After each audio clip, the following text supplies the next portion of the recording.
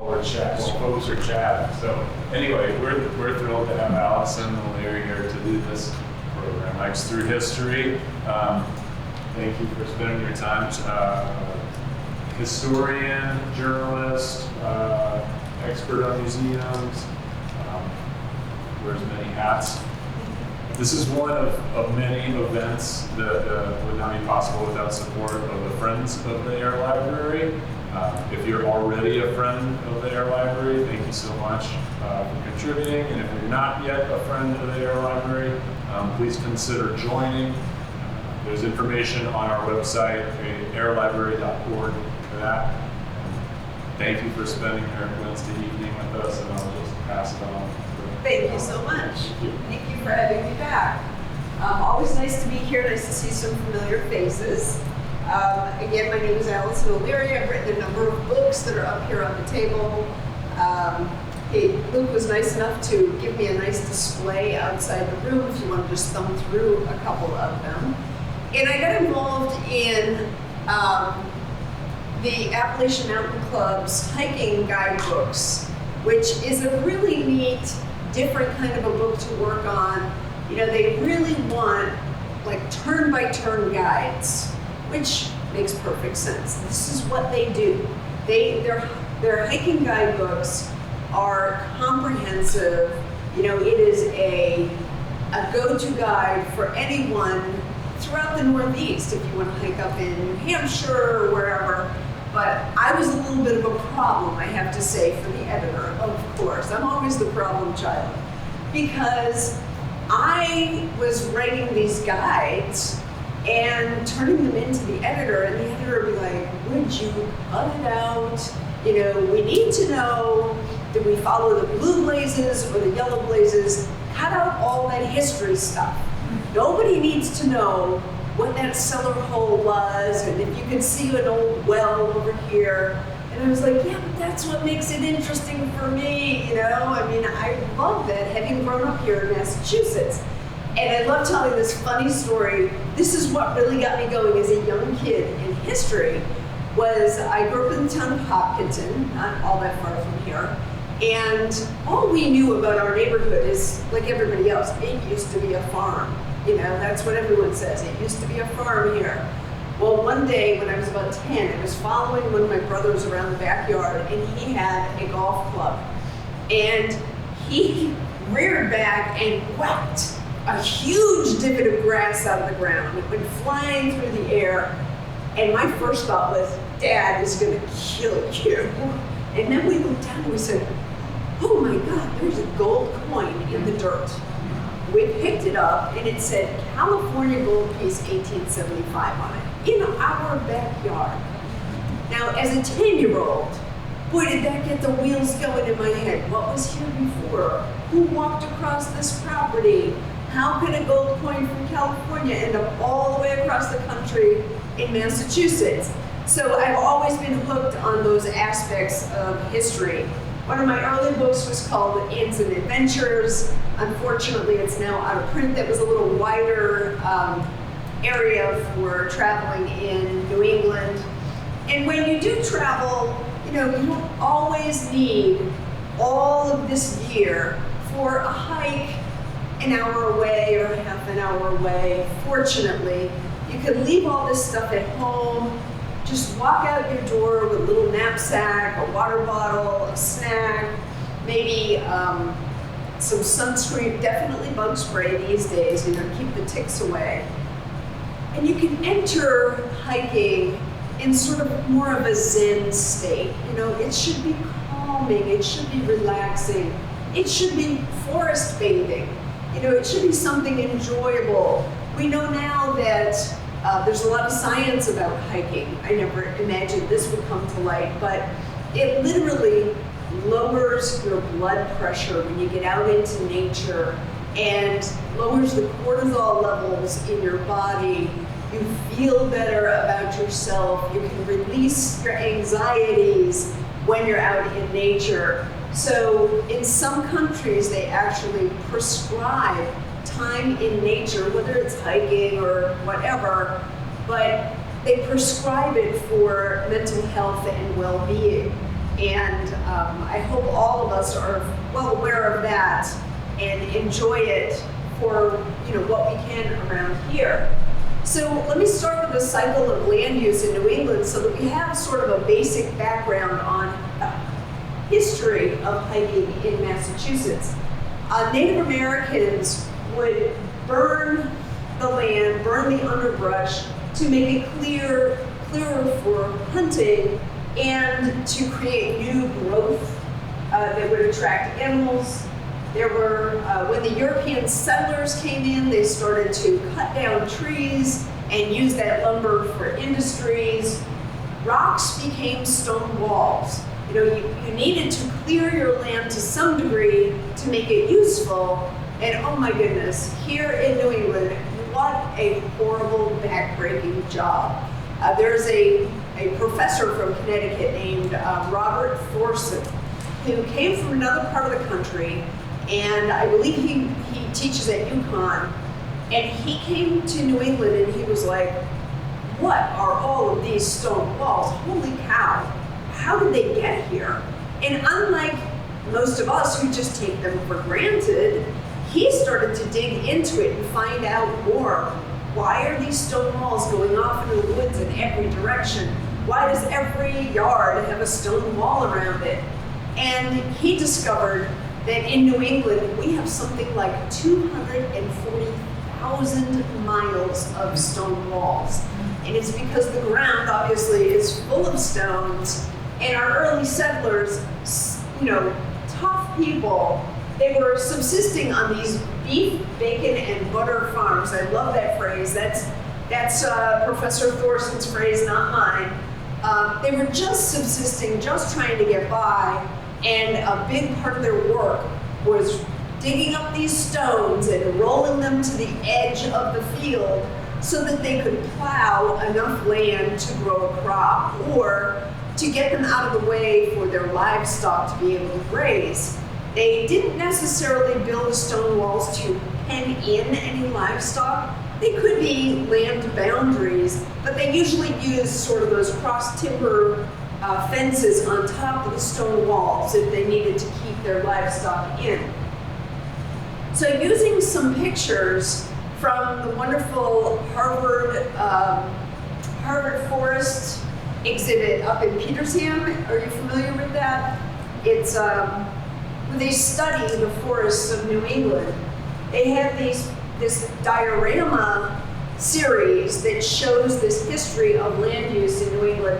This represents old growth forest that hasn't been trimmed by man, but has, naturally things have fallen and are decaying on the ground to support new trees that are growing.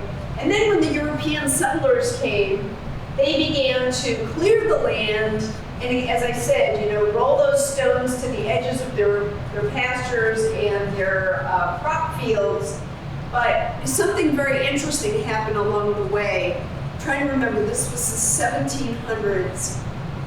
They were able, in a period of upheaval in Spain, some Americans were able to get a hold of some sheep from Spain that had high quality wool.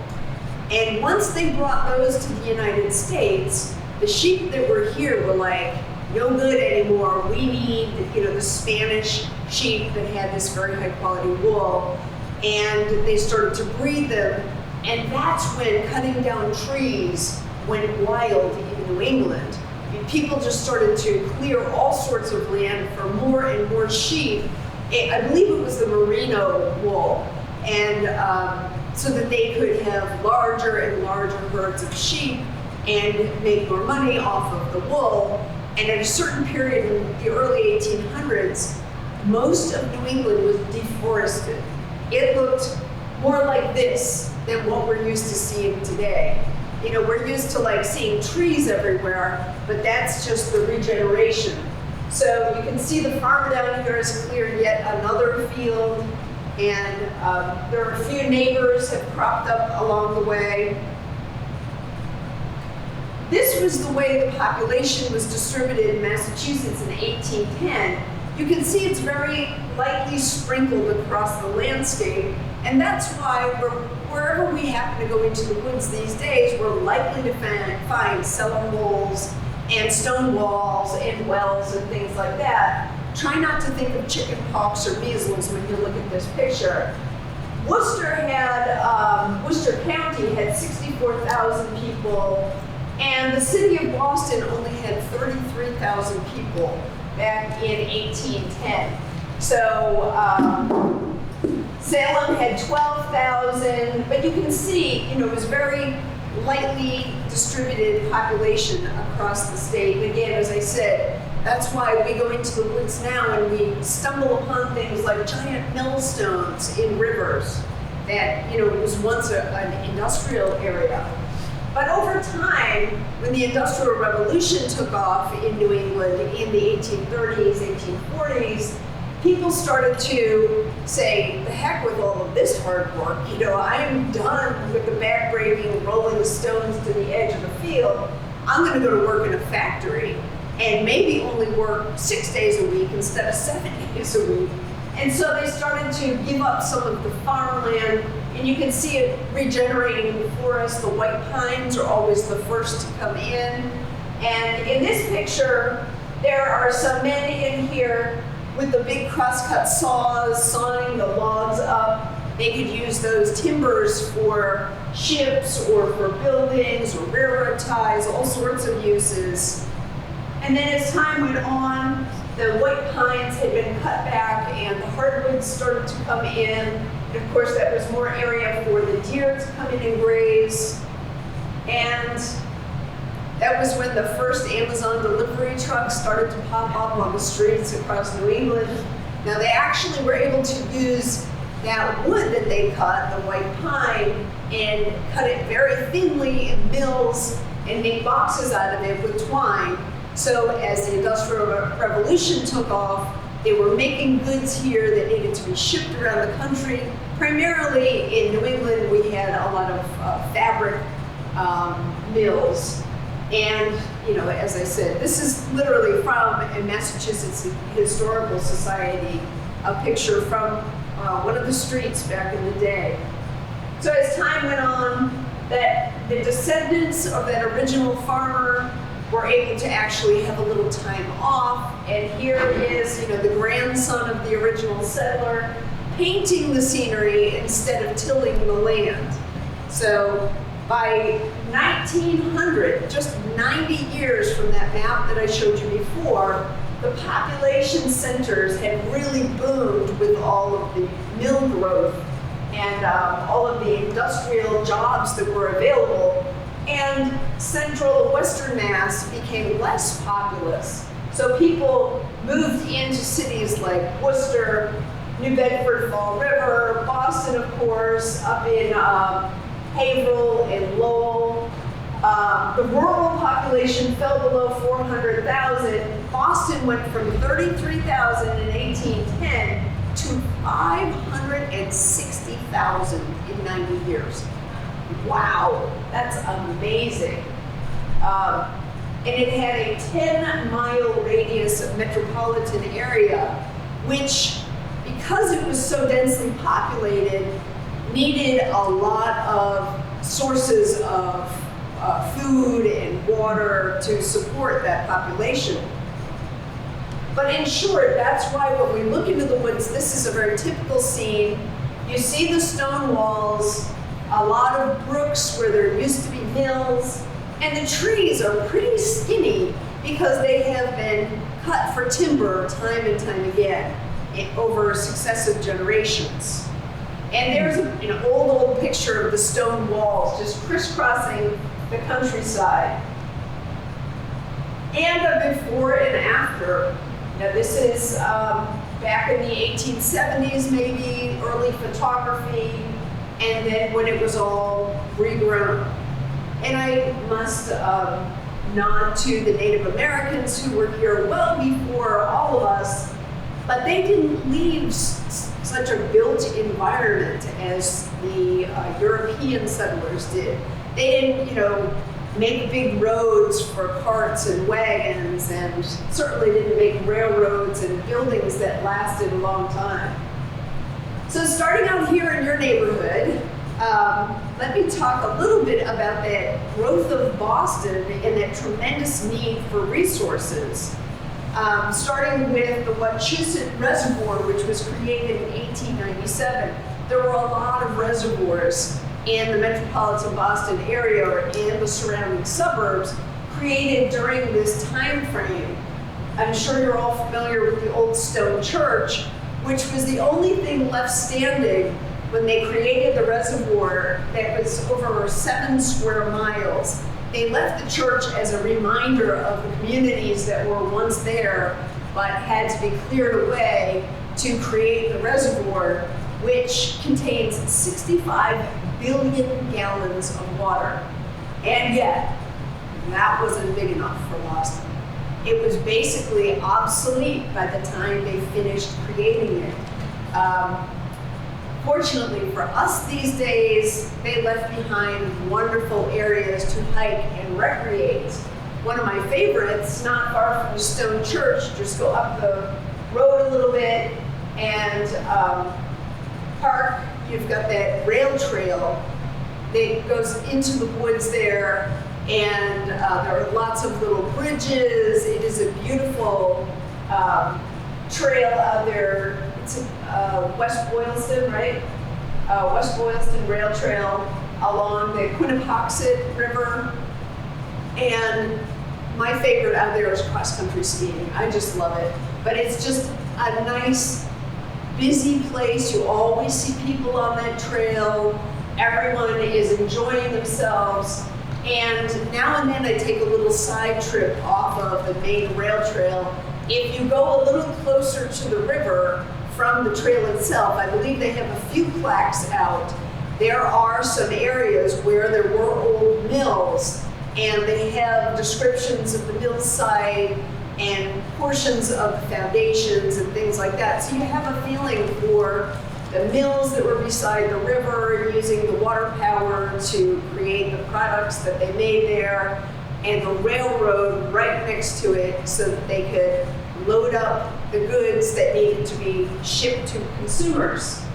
Also, other wonderful hiking areas around the Wachusett Reservoir. I used to live in Clinton briefly, and around the dam is really neat. I mean, the dam itself is just majestic. You know, it's so huge. Has that big stairway down and then back up the other side. Well, if you don't like all of those stairs, go around the spillway and park up that road if you can find a spot. It is residential, and they're a little tricky about it, but there are wonderful walking trails, particularly near the spillway. That is really beautiful. But you can go all the way up behind the high school, where it's very, very flat and even.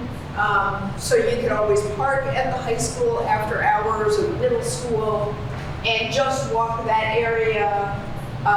Along the road here, I don't think you have any access, but as you go down Route 70, there are pull-offs with gates where you can go in and do some wonderful hikes. There are some nice overlooks out here. And the sunset from the dam, you know, people always pull over to take pictures. It's very scenic, and yet we forget that at one time that whole area was farmland. You know, there were lots of families who were making a living there who were told by the state, basically, you gotta go, we're taking your farm, we need a reservoir. And how much sting do you think they felt when they learned that the reservoir was obsolete, basically when it was created? It just didn't produce quite enough water for Boston. But looking back in time, this is the railroad that crossed Route 70 there, right near the dam. The dam was basically, I think, under construction in this picture. Here's the dam, and the spillway comes from over here. They're still creating the reservoir, and the railroad crosses way above the road. There's still a tunnel on this side of the street, that goes over toward the high school and would go right along the edge of the reservoir when it was created. But of course, this has been taken down, the railroad is no longer there. The Trails Committee in Clinton wants to bring back this railroad bridge and reconnect the access from the tunnel all the way to high school, which would be super neat. I mean, it would be quite an attraction for people. These days, you can actually still go in the tunnel. It's kind of gross though. It's full of water and graffiti and stuff. But it is this relic that people want to bring back to sort of remember the old days and yet look to the future, a different kind of access for human-powered travel. So another area not too far from here that was also shaped by the need for water is this enormous area of land. Again, it was a farm area, very small communities out here. We're talking about a little east of Athol. This says Baldwinville. I know that it's near, oh my goodness. It's near Gardner. So Templeton. Gardner, Templeton. I grew up right there on the map. Awesome. Templeton, East Templeton, Okay. Baldwinville, and Otter River are all 4 precincts of the same town. Okay. Templeton was the one I couldn't Templeton is the remember. main town. Right. Thank you, thank you. But so this happened in the 1950s. The Army Corps of Engineers was creating a big watershed area to protect the Millers River and other waterways up here from flooding. And so again, they took the communities out, and it just ends up being basically open space with a few dams in it. There's the Tully Lake Dam, the Birch Hill Dam, but all of this is recreation area, basically. It's all wide open for us to use. I've stayed at Otter River Campground, which is a state park. You can travel all in through here on dirt roads, mountain biking, cross-country skiing, snowshoeing. It is just gorgeous. I would not use the word pristine, but it's something that you don't see much in the midst of a very urban state. Is these enormous parcels of land that are accessible to all of us, free of charge. It's just a matter of getting there and getting out of your car. And on this side is Tully Lake, that was also created by the Corps of Engineers when it was dammed. So it's a wonderful wildlife management area, which I should warn, caution, or remind you all that wildlife management areas, unlike most state parks, do allow hunting. So you should always check what time of year it is, whether you need to wear orange if you were to venture out that way. So now moving into the eastern Massachusetts area, north of Boston, up in the Ipswich, Topsfield area, is Willowdale and Bradley Palmer State Parks. Bradley Palmer was a very well-to-do Bostonian back around 1900 who was a confidant to President Woodrow Wilson, and he advised Wilson with the Paris peace talks at the end of World War I. He was also a founding partner of the Palmer and Dodge law firm. So he's a very wealthy man. And when he started to slow down and decide, he wasn't going to work so much, he went up to the Ipswich area and said, I think I want to, build a home up here. So he bought, 700 acres to have just a nice little country home. He died without heirs. And so now his 700-acre estate, which abuts Willowdale State Park for like a nice, gigantic chunk of land for us to recreate on, it all belongs to us. It all passed through without heirs to the state of Massachusetts. The Ipswich River literally runs under the driveway to his estate. So here's the home up on the hill. Again, a place that belongs to all of us that we could use if we so choose to rent it out for a special event, a wedding, a reunion, something like that. The rangers who work on site generally have tours of the building, the inside, as well as the exterior grounds, so that you get more of the history of Bradley Palmer and his reason for building such a palatial home up there in Ipswich. The craftsmanship inside is just absolutely stunning. You know, again, built around 1910, 1915, and open for all of us to use. And it also teems with wildlife. Things like goshawks that perch on the edge of fields and may come swooping down, take your hat right off your head. It teems with people as well. It's a very popular park, very well used. It's part of the Bay Circuit Trail, which is a 230-mile half circle that runs from the Ipswich area, the Newburyport area, and the North Shore, all the way around the western suburbs of Boston to the South Shore. So 230 miles.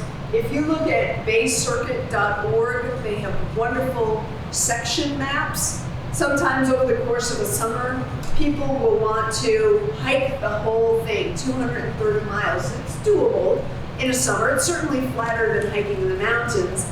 And if you use their section maps, you can plan, you know, I'm going to leave a car here and a car here, and we'll hike these two sections this weekend, you know, and then go back the next week. But it is just a wonderful jewel to have in Massachusetts. Willowdale and Bradley Palmer parks are gently rolling, no really steep high hills. There's a lot of mountain biking, cross-country skiing, snowshoeing, trail running. It's just absolutely lovely. Now Middlesex Fells. This, of course, is within that 10-mile belt of the Boston population boom in 1900. So they needed to create some reservoirs for Boston and those surrounding towns. And when Middlesex Fells, this 2,600-acre park, was created in the 1890s, they weren't so concerned about hiking. They just needed to have these areas for reservoirs.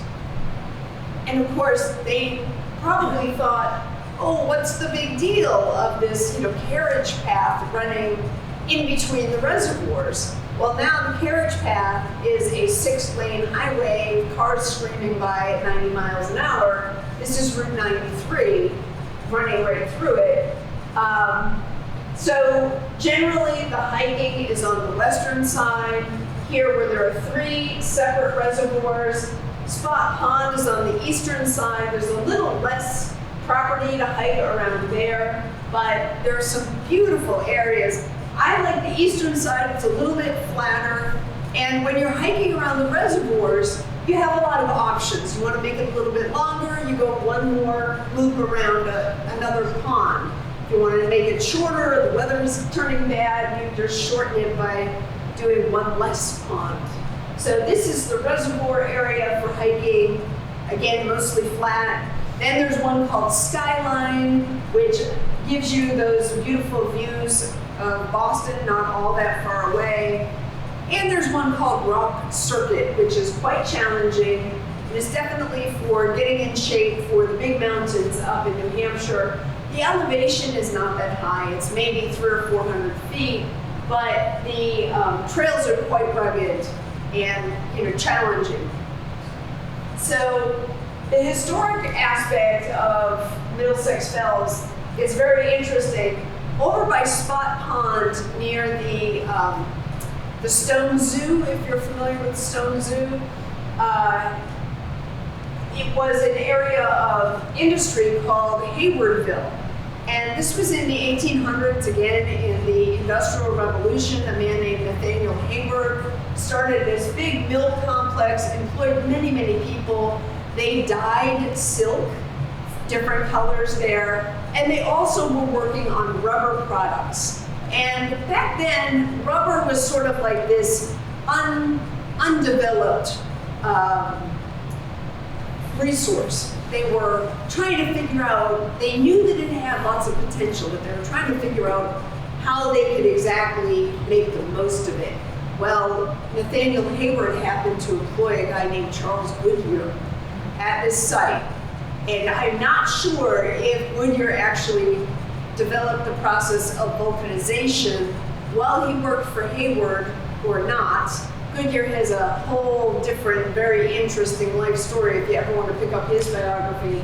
But he did work here at Haywardville during that time when they were working on rubber and trying to get it to be more flexible. So once they broke through and figured out how to make rubber super flexible, my goodness, the possible uses just absolutely expanded, to use a bad pun. You know, they could suddenly make hoses and rubber boots and raincoats and tires and things like that. When it was a rigid, hard material, it was very difficult to work with. So if you were to go there, though, to look for Haywardville, which I actually did one day, I found nothing. And I was like, wait a minute, I thought there used to be a big industrial center here. Well, I found out from a local historian that when Haywardville closed down, the thrifty New Englanders in the area did not let a single thing go to waste. And they took each one of these buildings and rolled them away and took them into different towns and put them to use in different areas. So many of these buildings are still in existence. They're just not in Haywardville anymore. So if you go to the Visitor Center on Spot Pond in Middlesex Fells, they do tours of Haywardville and talk about the products and the industry that was once there, and of course about the buildings that up and left in the area. Now we're in Lynn Woods, the city of Lynn. This is one of my absolute favorite stories to tell. Lynn Woods is a municipal park, 2,200 acres, with a lot of steep hills, kind of rough trails, challenging, a lot of wetlands. So there was a lot of wildlife there, including wood thrush and barred owls, and a really interesting attraction called Dungeon Rock, and you'll hear all about that. See, if you look at the map, there's a lot of water, including a Walden Pond, but not Thoreau's Walden Pond. This is Lynn's Walden Pond.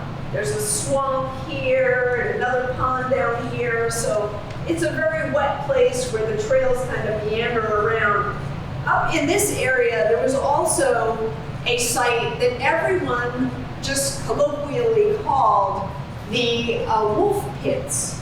And I found out that the local historical society decided to dig into that at one point. They were like, why are we taking for granted that we call this the Wolf Pits? Like, why do we call it the Wolf Pits? So they tried to do a lot of research on it, and what they had was like 4 or 5 foot deep pits in the ground lined with stone. And they couldn't quite square it with anything they had seen anywhere else. So one of their researchers was looking through very old newspapers and discovered that way back in early New England, the local county commissioners were actually paying bounties for the pelts of wolves that were killing sheep in Lynn. Can you imagine? In Lynn, sheep and wolves. It's just hard to even think about that these days. But truthfully, that happened there in Lynn. So they are wolf pits. This is the barred owl you might hear at dusk if you were up in Lynn Woods. You'll probably hear them here as well. Barred owl is the who cooks for you owl that has the 3-part call. And the wood thrush has this wonderful trilling song. But from my experience, I think you hear them more earlier in the spring and then later in the fall rather than throughout the summer. I think they keep going up to Canada. But in Lynn Woods, in the 1930s, when the Great Depression really was hurting Americans badly, people were out of work. Almost a quarter of the entire population of the US was unemployed and destitute. Franklin Delano Roosevelt created the CCC, the Civilian Conservation Corps. And that was basically, he took unemployed men and broke them down into groups of 100 or 200 and sent them to camps throughout the countryside. I mean, they were all across Massachusetts and in other states. They built roads in parks, they dug culverts, they built things like this tower for nothing, just to keep them busy, just to put food on their tables so that their families could get by until the economy improved. So this is about a 60-foot tower in Linwoods that you can climb up and enjoy the view, but it really wasn't there for anything other than just to make work. So the really fun story about Linwoods, I have to tell this quickly, is about Dungeon Rock. And there are these stories throughout the New England countryside. You hear these crazy stories about people who lived in the rocks or in caves. Well, this one is especially good. So Dungeon Rock is up in Linwoods, and Lynn being close to the waterfront for Massachusetts Bay, the population there goes way, way back to prior to the American Revolution, of course. So when the British were occupying Massachusetts, they were part of our people, they were part of the government before we had the revolution. People saw a ship come into the port and were a little concerned. It was an unfamiliar ship, like what are they doing here, what do they want? They started to lower the longboats and send some people ashore. And so the local townspeople went to the British sentries and said, hey, you guys get down there and find out what's going on. We don't know who these people are, they could be pirates. It's kind of before the age of piracy, but anyway. So apparently, allegedly, they were pirates. And there were 3 or 4 of them in one of the longboats, and they were coming ashore with a chest of booty of, stolen gems and coins and whatever else. And they wanted to get into Lynn for some reason. And so the sentries, the British sentries, accosted them and said, what are you doing here? Stop. And there was a scuffle and some shots rang out, all very improbable. And one of the sentries died, and one of the pirates died, and one of the pirates took the chest of goodies and ran up into the hills into Lynn Woods and hid under this giant tilting rock that he decided to take shelter in. And then people say that he lived in harmony with the local folks for the rest of his natural life. I'm thinking, I'm a little skeptical about that. Like, if I had a chest of pirate booty, would I live under a rock? I don't think so. But it gets better. So at one point, there was this seismic event, and the giant rock tilted and crushed that pirate and his booty underneath it. Never to be seen or heard from again. This is a true Massachusetts legend. Now, it would have been forgotten right there because there's no evidence of the pirate, there's no evidence of the treasure. However, in the late 1800s, during the Victorian era, when people were doing seances and they were sort of communing with the dead and talking to the dead, a man shows up in Lynn, and his name was Hiram Marble. This is verifiable and true. He showed up in Lynn and he said, I'm here to excavate the pirate treasure. And people were like, really? And he said, yeah, I've been talking to the pirate through seances. And he said to come get his treasure out from under the rock. So Hiram Marble starts chipping away at the rock and digging. And then when he needed supplies or food or more shovels, he would do seances for the local people, raise a little bit of money, and then go back to work. And over time, his son joined him. And the two of them spent years chipping away at the rock, digging away, looking for the pirate treasure, and doing seances for people for their money. Well, Hiram eventually passed away. And his son said, okay, without Dad, I'm leaving town. They never found the pirate treasure. but they left a 130-foot tunnel into and under this giant rock in Lynn Woods. And it's actually open to the public. So if you're out hiking in Lynn Woods, it's fun. There are little signs that say Dungeon Rock this way, you follow the trail. And during the summer, in the nice months, it's open, I believe, every single day. In the off season, probably spring and fall, it's just weekends. But, part of the story is verifiable and true, and somebody dug that tunnel, Whether there was a pirate ever involved, I really can't say. So now we'll move out west on Route 2 to the town of Concord, where I'm sure many of you have heard of Walden Pond, the Walden Pond, which has many, many very short trail options.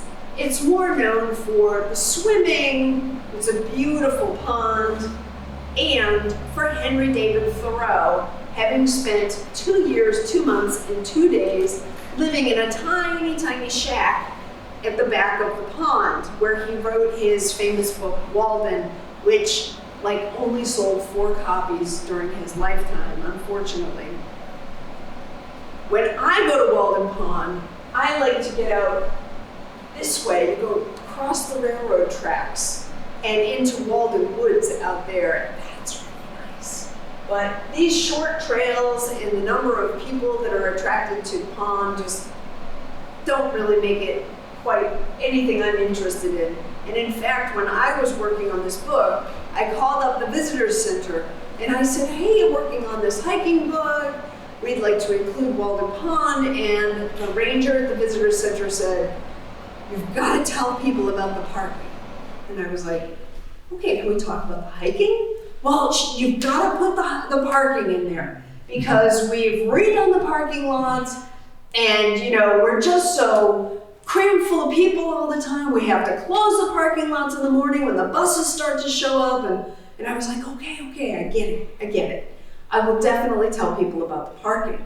So in fact, this state park gets 500,000 visitors a year, 500,000 people.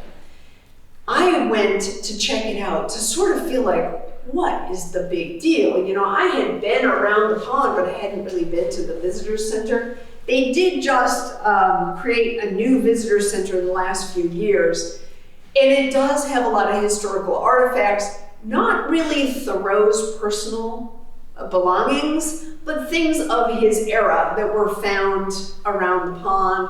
They have a recreation of his hut and things like that. But when I went, it was April, a Thursday morning, it was raining, it was great.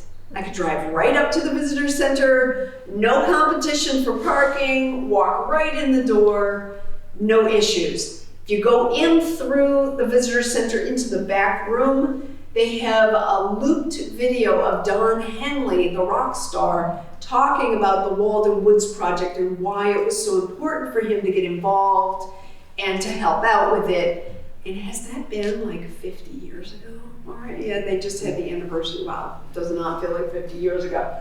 But Walden Pond truly was never that pristine, not in written history, because it was always highly populated. Even when Thoreau lived out there were other people living in the woods. The railroad was already laid by 1830. There were people taking trains in and out of Boston from there. After Thoreau's day, there was a campground, there was a ballroom. It was always a very, very busy place. Only recently have they tried to sort of pull back into more natural surroundings and to turn down the volume of human habitation. But this pond has just been so popular for so long that it's impossible to tell people you can't have access. I always look at this picture and think, my grandparents are in there somewhere. It's been popular that long. So about Thoreau himself, this is where he wrote some really seminal works. And when I was studying in college, being a sort of a literary type person, he was like, oh God, Thoreau, tough to digest. But then I discovered some of his other works that were not so difficult to sort of get into. He went down to Cape Cod as a young man, and he wrote a book about it, and it is so fun to read. It's like a 26-year-old guy with one of his buddies. He goes down to the Cape, and they walk the entire national seashore in, bare feet, and he stands on the beach and says, here I am, and the rest of the world is behind me. These big thoughts from being in such a beautiful, empty place. And it's just a wonderful book to read. He also wrote a great book called A Week on the Concord and Merrimack, where he and his brother John, as young men, took a boat from Concord, Massachusetts to Concord, New Hampshire and back. And along the way, they described the scenes, the people that they met, the things that they saw, and it's just so evocative of that time, so well written, where he's not trying to be Mr. Important when he wrote about, Walden. So another thing that he wrote, and do I have it here? Oh yeah, here it is. This is the visitor center at the state park when it's not crowded. He wrote an essay on walking that I adore. It was published in the Atlantic magazine in 1851. And if you Google Thoreau, Atlantic, walking, you get the entire thing. This is just a snippet of it. It says, I think that I cannot preserve my health and spirits unless I spend 4 hours a day at least. And it is commonly more than that. Sauntering through the woods and over the hills and fields, absolutely free from all worldly engagements. I love reading that and sort of taking inspiration from it and thinking, what better thing do I have to do than go for a nice long walk in the woods? So now moving down to the South Shore, I used to live down in Plymouth, and the previous edition of the book kind of left that area unrepresented. So I went looking for a place that I thought would be very interesting for folks to visit on the South Shore, and I came up with Burridge Pond, which is hardly known outside of the towns that it's in, and that is Anson and Halifax. It's kind of right on the town line. Burridge Pond is a wildlife management area, again, a place that allows hunting and things like that. It's not a park, it doesn't have bathrooms and picnic tables, but it's just a wild area. Some of the history of it is quite interesting.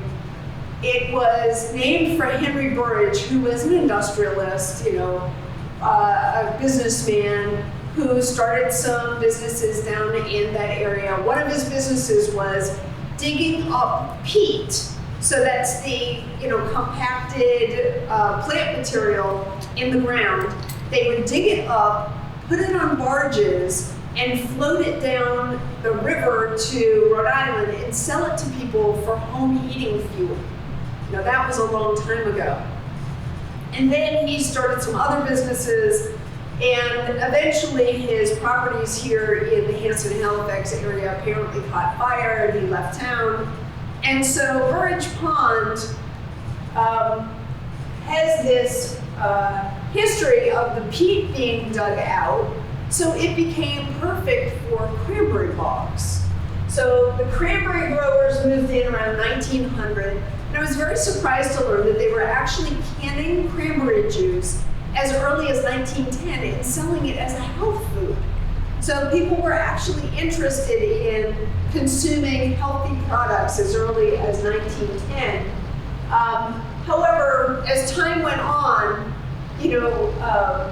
this fell into disuse, and there was actually a munitions factory nearby. And the people at the munitions factory used to lob munitions, like bombs, into the pond to test them. So they kind of got in a little bit of trouble for doing that, blowing up the fish and the wildlife, a crazy thing to do. So it's definitely not pristine land, having been used the way it has. So now, as I said, 1,700 acres of wildlife management, beautiful scenery, and one thing that particularly draws me to it is that in this area, when we hike and we're outdoors, we're often under a canopy of trees, and you really can't see the sky. But when you're down in this area where it's open land, there's a lot of open water, and there's cranberry bogs, you've got the sky above you as sort of this, beautiful palette. The clouds are moving, the sun, and it really changes your perspective to have that above you rather than a lot of trees hanging over your head. And part of the property is a big cedar swamp. You're familiar with cedar trees probably in your own yards, but this was important to the early settlers and to the Native Americans because cedar wood resists rot. So if you cut down a cedar tree, you make shingles, you make fence posts out of it, it lasts a long time in the New England environment. It does not just start to fall apart after a couple of seasons. Also, these berries were used by the Native Americans for medicines. They contain a lot of vitamin C, which, as we know, cures scurvy and can lessen the issues, some other issues as well. So again, it's very wide open. It's really neat to get down there and just, feel like this freedom of being able to choose whatever direction you want to travel in. Because of the cranberry bogs and the water, it's kind of a series of grids for little dirt roads that people just take off on.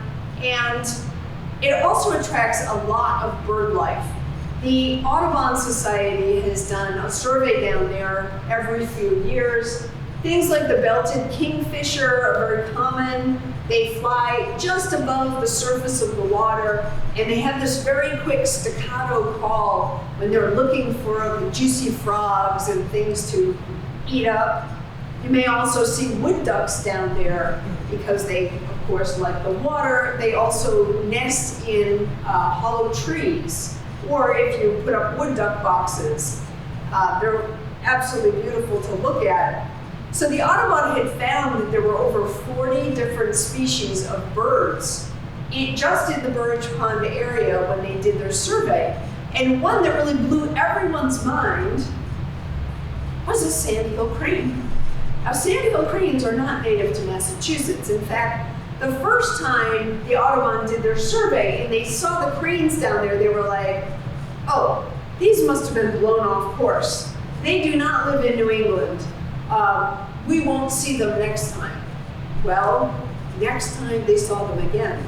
And then they saw them again. So every time they do a bird survey, they're finding the cranes in Burridge Pond, and they're quite distinctive. If you haven't run across one, I have also seen them in far western Mass in fields. They're native to like Florida, Nebraska, and Alaska. They have this huge migration route where they go all the way across the country. Down in Florida, you see them on golf courses, and it's like meeting a big bird in real life. They're 3.5 feet tall, maybe 4 feet tall. They almost look you in the eye, and they are not afraid of people, which scares me a little bit, because they have these really big beaks, they can just take you out. When they fly, the wingspan, it's like seeing a pterodactyl, some sort of dinosaur bird. When they fly, they have this crazy call that is a cross between a turkey, gobble, gobble, gobble, and a heron that goes, rah, rah, rah. So it's like this mix of those two calls. So they're unbelievably unique, to see in New England. So if you see a gigantic bird, you're not seeing things. They are starting to come here. I'm not sure what it all means, but it's pretty cool at the same time. How are we doing? Oh my goodness, I gotta wrap it up. All right, one last great story. Whitney Thayer Woods is south of Boston, around Hingham and Cohasset. There are many parks that adjoin there. including Wampatuck State Park, which is one of the biggest state parks in Massachusetts. That's in Weymouth and Hingham. And there are lots and lots of trails in there. Wampatuck was a World War II munitions property. It's all being taken down though. You know, there are still bunkers you can see in the woods and old railroad tracks where they had would move things. But Whitney and Thayer Woods has quite a different story to it. It's adjoining to Turkey Hill and Weir River Farm. These are all trustees of reservations properties. And they have beautiful woods, lots of rhododendrons down there. So lots of gorgeous flowering plants in the springtime, many, many glacial erratics in the woods that attract people who want to do bouldering or just messing around, you know, just climbing on them. Here's a guy down here who's taking a little rest from doing some bouldering. And the reason we have a big part of this park is this gentleman named Henry Whitney, who in the late 1800s owned many streetcar lines in Brookline, Massachusetts, in the Boston area. So he lived in Brookline, he was a very wealthy man, and he ran streetcars. And when the competition began between Boston, London, and New York for the first subway system, Henry Whitney got involved. And he wanted Boston to be first, so he was very involved in the beginning of the T. Thank him or hate him, I don't know which I want to do. There's a wonderful documentary by PBS and a book called The Race Underground, written by Doug Most, who was a Boston Globe reporter. And he talks a lot about Henry Whitney and the reason why they wanted to revolutionize travel in cities like Boston, New York, and London was because of his streetcars. The streetcars were pulled by horses. So when you stood on a street corner in Boston, New York, London, wherever back then, the streetcars that went by were all pulled by horses.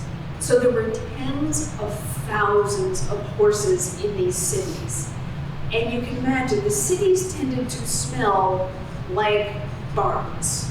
You know, it was horrible. The heat of the summer, and you get all of these, I don't have to describe it.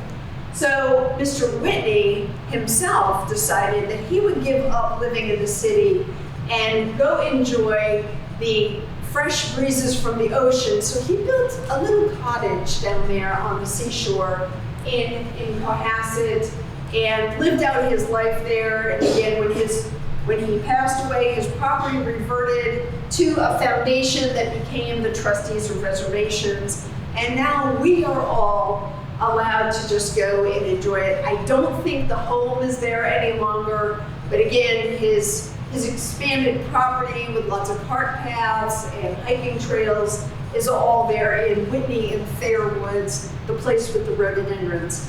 And now it's 7 o'clock, I've hit my time limit. Does anyone have any questions, comments, or corrections? Yes, ma'am. So, if you around here, right, is there anywhere where you could just straight up walk like next to a river? Oh yeah, the rail trail Yeah. that goes along the Nashua River. Mm-hmm. That's beautiful. Okay. Yeah. That how many miles is that from Ayer to Pepperell?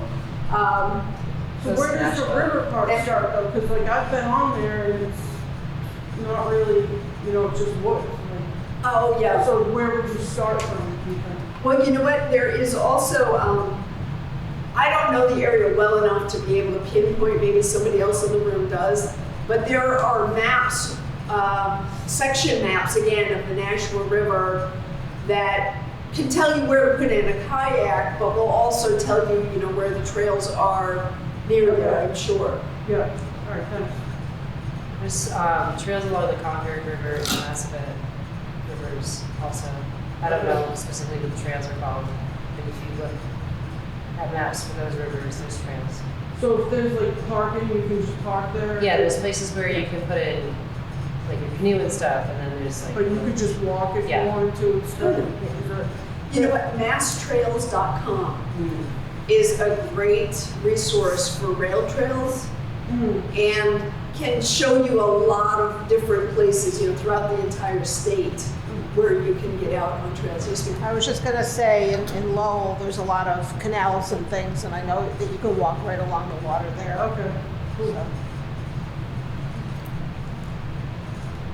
Any other questions, comments?